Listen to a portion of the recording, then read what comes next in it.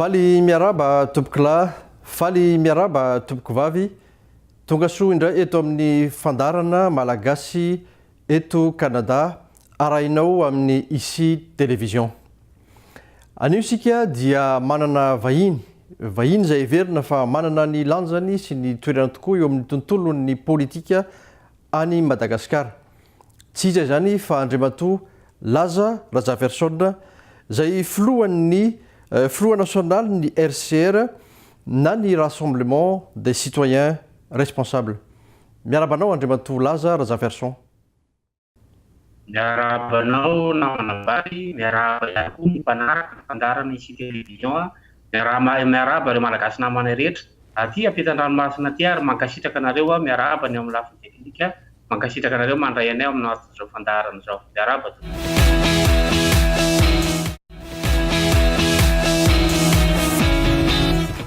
Azonao mazavaina fohifohy amin'ny mpijery antsika ve ny mombamomba zany hoe Rassemblement des citoyens responsables zany ovinana no nitsanganany ifampisandrahaka manerana nosy ve inona ny vinam-piarahamonina na ny projet de société entina reo amin'izany hoe Rassemblement des citoyens responsables zany.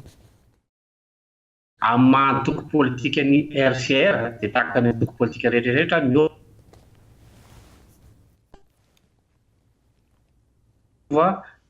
nanovana ny anarana sy antoko hafa no nitondra ny anarana tany aloha ankehitriny dia atao hoe Rassemblement des citoyens responsables. Ny vinavinana asany angambana ny programme asany no itirako lalindalina kokoa namana bary. Fantatry ny rehetra moa Laza Rajaverson efa nilatsaka tamin'ny taona 2014 nitondra ny programme asa hoe fanovana rafitra fanavotana ny firenena. Io ilay tadaradradrainay hatramin'izao mikasika an'ilay hoe fametrahana rafitra hatrany fotony, ametrahana rafitra mifanaraka amin'ny kolontsaina malagasy, na rafitra ara-toekarena, na rafitra ara-politika, ary mazava ho azy mifanaraka amin'ny rafim-piarahamonina malagasy. Io ilay dradradranay hitakinay ny famerenana malagasy ao anatin'ny fitantanana firenena, ny famomezana ny maizy azy ao anatin'ny fitantanana ny firenena, nefa kosa fitsokafana amin'ny any ivelany ao anatin'ny fitantanana firenena ho fametrahana ny lanjan'i Madagasikara eo anivon'ny firenena manerana izao tontolo izao. Izay ngambany amin'ny ankapobeny namana bary mikasika ny RCR.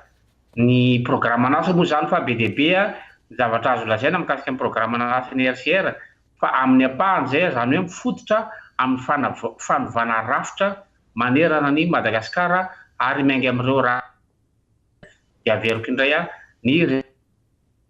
ny structure économique ary ny organisation sociale zany hoe les sociétés iray manontolo mila fanovana amintsika amin'ny teny izao raha tsika malala ny indicateur fa tafalatsaka lalina ny Madagasikara amintsika amin'ny teny izao.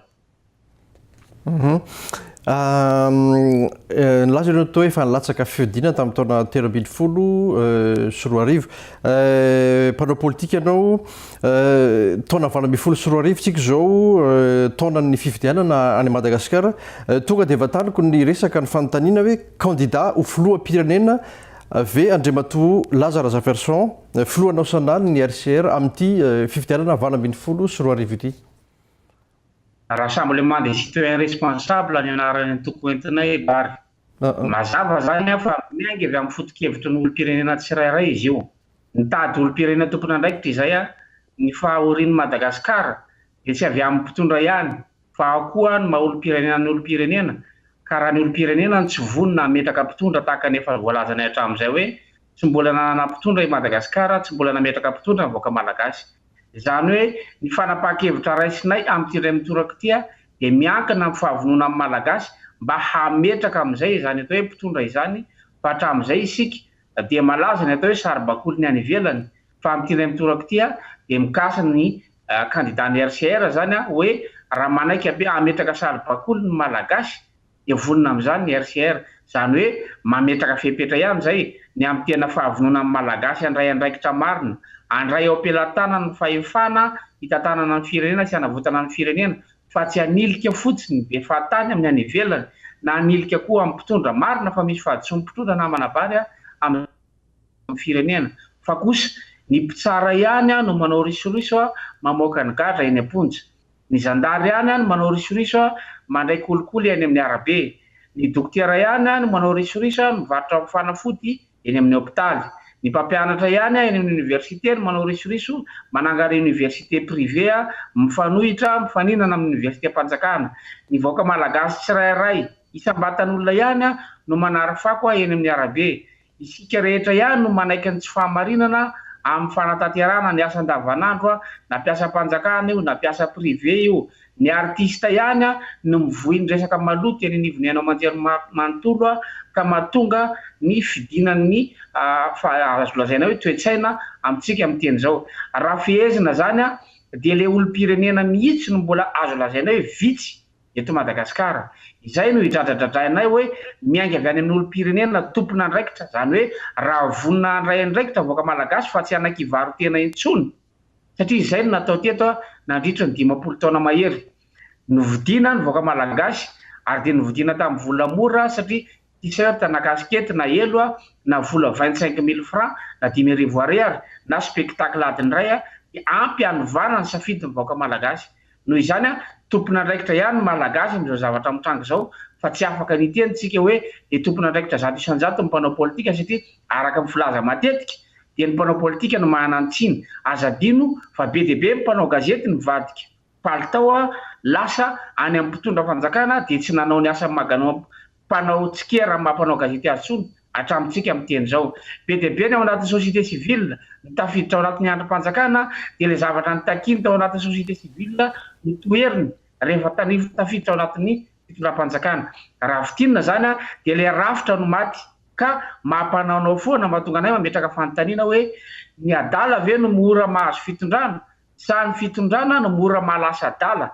Dia ny taolo malagasy na manabary mahalala tsara hoe na mahay mamindra tahaka n'inona aza ny akoho rehefa sendra safa solafaka ihany. Amin'ity ray mitoraka ity dia anova rafitra ny rassemblement des citoyens responsables, zany hoe mitaky fandraisana andraikitra vahoaka malagasy le firotsahan'ny Lazara Ferson zay filoha nasionaly raha eken'ny membre rehetra zany fa tsy Lazara Ferson araka ny fanaovana politika hatramin'izay dia hoe lehibe ny parti ny lehibe. Averiko tsara eto fa tsy patron politika ny tenako fa mpitarika fotsiny amin'ny titre zay nomena nainga tamin'ny fifidianana ao anatin'ny antoko. Noho izany tsy any Lazara Ferson ny RCR ka tsy Lazara Ferson no manapaka na tsy izay ho atao ny RCR fa averina indray mandeha mbola isy ny fanapahan-kevitra nasionaly dia hita amin'ny fahavononan'ny olom-pirenena tompona andraikitra marianay fa tsy misy fepetra hidirana ato aminay ankoatran'ny hoe feno taona mamalagasy azy. Noho izany any ampelantanan'ny vahoaka ka raha vonina indray andraikitra ny vahoaka na manabary dia valiko ny fanontanianao efa ela ny RCR izay taritiko no vonina anavitra ny Madagasikara anala amin'izao fahoriana zao fa kosa mitaky ny fandraisana andraikitra ny tsirairay ary tsy amelan'ny gaboraraka iverina eto amin'ity firenena ity fa merina any Madagasikara ao amin'ny lalana tokony ho izy izay efa nialantsika tao anatin'ny taona maro.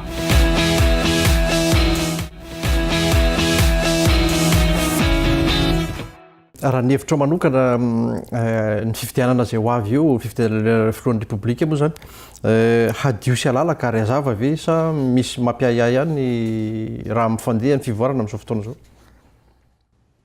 Hatramin'izay fifidianana teto na manabary dia tsy mbola nisy hoe nadio sy nalalaka. Tadiditsika ny alabato nisy tany amin'ny taona 2006 tadiditsika ny alabato farany teo nisy alabato foana teto Madagasikara. Amin'ny tranontsika amin'ny teny zao tsy mbola azo antoka na ny système de information eto Madagasikara ary ny alabato dia avy any ambanivohitra na dia ny fitaterana ny vato fotsiny aza dia manahirana. Ankoatran'izay ny tsy fahalalan'ny olom-pirenena ny andraikiny amin'ny atao hoe fifidianana ny fanaraha-maso atao ny olom-pirenena amin'izany atao hoe vato fifidianana izany.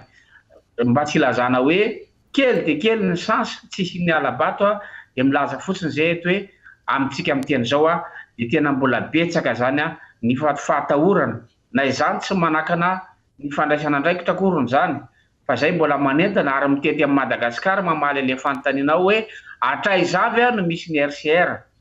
Raha ohatra ka misy olom-pirenena any amin'ny faritra dia misy RCR zany satria ny fomba fidirana ao anatin'ny RCR dia tsy nampitovizinay amin'ny fomba fidirana ao anatin'ny atao hoe parti politika ka andalo le procédure mahazatra fa kosa nanalefahana be dia be zany procédure zany satria betsaka ny olona tia andray andraikitra eto amin'ity firenena ity fa ny politika no efa maloto efa misy sary maloto navoaka mpitondra nandritra amin'ny fotoana maro dia izay no ialana amin'izao fotoana izao. Ka iresaka fifidianana ianao na dia ny finiavan'ny fanjakana anovana lam-pifidianana fotsiny azy efa ahitana mauvaise foi ilay hoe ny mpitondra fanjakana raha sanatria ka tsy lany ao anatin'ny premier tour izy dia mahazo miverina mitantana ny fanjakana indray no filoham-perinasa. Izany efa manitsaka etika politika indridrandrindra ny administration satria tsy azo atao zany tsy azo afangaro ny hoe démission satria ny lalàna dia mametraka hoe mila manao démission ny filohan'ny république. Ankehitriny nefa ho ampidirina any amin'ny parlement zany lalàna zany ka hoe tsy démission zany ny atao fa karazana disponibilité dia rehefa tsy lany izy amin'ny premier tour dia afaka miverina mitantana firenena indray amin'ny elanelan'ny premier tour sy ny deuxième tour. Ary raha ohatra ka lany izy amin'ny premier tour miakatra deuxième tour dia vao vitany roany ony ny deuxième tour dia mahazo miverina ho mpitantana ny fanjakana indray, zany hoe izy indray no hamoaka ny valim-pifidianana. Mazava zany fa misy mauvaise foi politique mazava be eto fitondram-panjakana na manabary ka tsy isika zao ny teny hoe milamina zany fifidianana zany. Tena atahorana azy satria izay ny dradradran'ny RCR hatramin'izay ny hoe iroso ao anatina crise lalina i Madagasikara, na io pré-électoral na io post électoral satria eo ny fanakatsakana na candidat maro samihafa amintsika amin'ny teny zao mazava zany fa raha ohatra ka tsy nilatsaka ireo candidat maro samihafa ireo dia ao le atao hoe crise pré-électoral. Ary raha ohatra kosa ka tsy misy zany dia mazava ny forcine na ny fanerena ho ataon'ny fitondram-panjakana ankehitriny ny amin'izay fomba alaniny.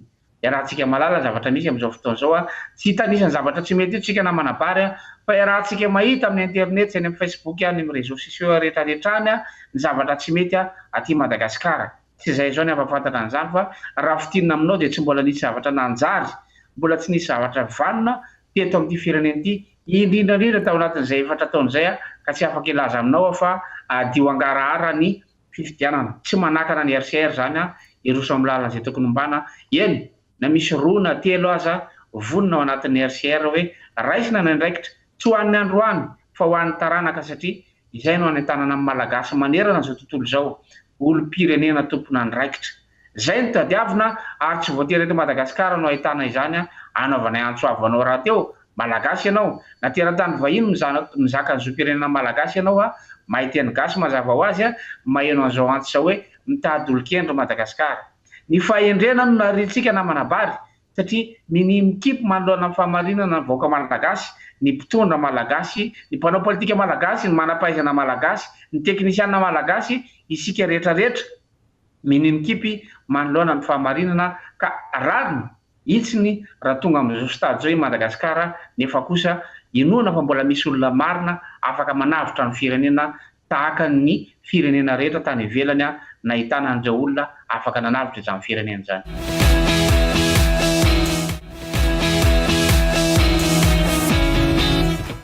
Raha ianao ny tonga eo amin'ny fitondrana, Madagasikara manao ahoana no azon'ny malagasy andrandraina?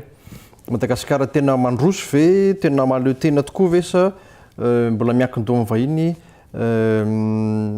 Madagasikara manao ahoana zany no hoe azo andrandraina raha hoe Lazare Version no tonga filoham-pirenena zany? Izahay na manabary tsy ampanantena pokaty ary ny propagandinay hatramin'izay dia tsy mifototra amina fampanantenana pokaty fa ny zavatra azo tenenina vahoaka malagasy dia tsotra.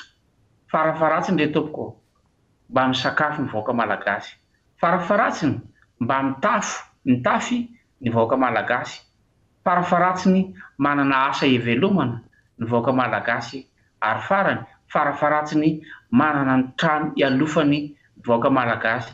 Ilay zoma olombelona no farafaratsiny mba tratrarina aloha ao anatin'ny fotoana fohy fa ny hoe indicateur de développement imbonana amin'izao tontolo izao dia raha tsika malala zavatra misy aty Madagasikara.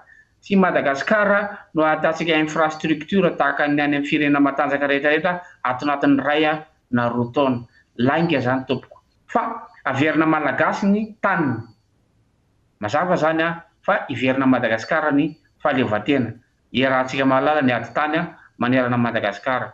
Ovaina ny calendrier scolaire dradradradrainay foana io averina ny système éducatif gratuit amin'izay fotoana izay atao izay azahoan'ny malagasy fahalalana ahafahany mitsinjo ny ho avy ny firenena.